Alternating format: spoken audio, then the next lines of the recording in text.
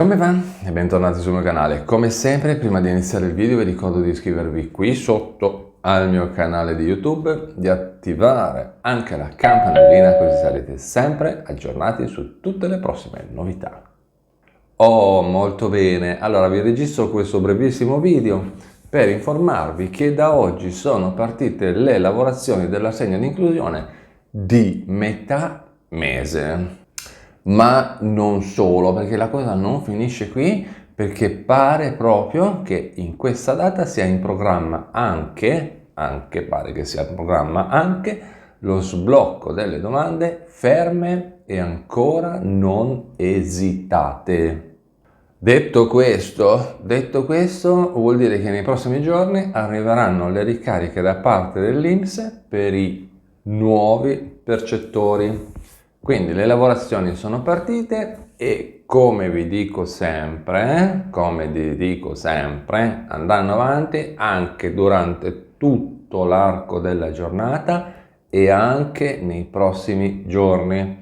Quindi cerchiamo di non agitarci, restiamo calmi. Se per caso non vedete immediatamente le disponibilità, arriveranno. Ovviamente, se non ci sono problemi nella pratica, arriveranno a tutti. Dopodiché bisognerà aspettare la fine delle lavorazioni, quindi diciamo un paio di giorni, perché per la chiusura di tutte le operazioni, per poi alla fine cosa fare? Vedere l'accredito sulla carta di inclusione, perché ricordatevi sempre che comunque le lavorazioni sono diverse dalle disposizioni di pagamento, sono due cose completamente diverse.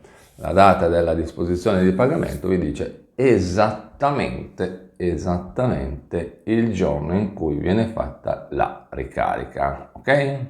Questo accredito aspetta tutti coloro che hanno richiesto per la prima volta il sussidio, quindi per chi ha presentato domanda entro la fine del mese scorso, con patto di attivazione digitale sottoscritto nello stesso mese e con esito positivo dell'istruttoria.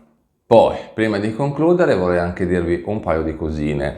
Primo, per quanto riguarda l'ISEE, che magari diciamo questa cosa potrebbe interessarvi, nel caso in cui la dichiarazione sostitutiva unica DSU di quest'anno non sia stata presentata in tempo utile per l'elaborazione della mensilità a rinnovo, ovviamente la domanda di ADI viene messa nello stato che si chiama sospesa in attesa della disponibilità dell'ISEE.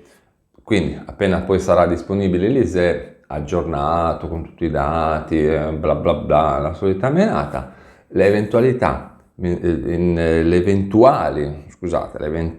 mensilità pregresse che erano in uno stato di sospesa verranno poi recuperate con le mensilità successive. Seconda cosa che devo dirvi è che sul sito internet dell'INPS, ovviamente perché riesci ad accedere a internet, perché non è che tutti riescono ad accedere a internet, password, spin, spac, spic e spoon, spic e span, ricordatevi che sul sito internet dell'INPS c'è scritto se la pratica è stata inviata alle poste, quindi o sì o no, qua vi dice no? E quindi dovete controllare se c'è la disposizione e poi la rendicontazione.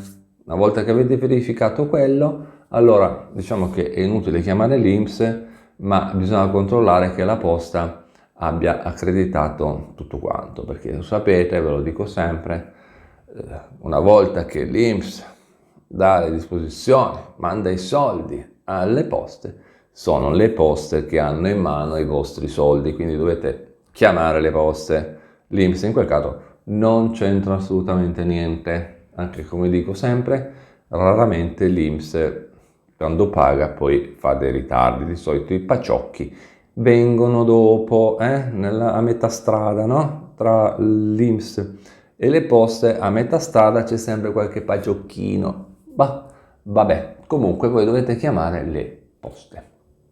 Bene, con questo è tutto, io vi ringrazio per avermi guardato, ricordatevi di iscrivervi qui sotto al mio canale di YouTube, di attivare anche la campanellina così sarete sempre aggiornati su tutte le prossime novità.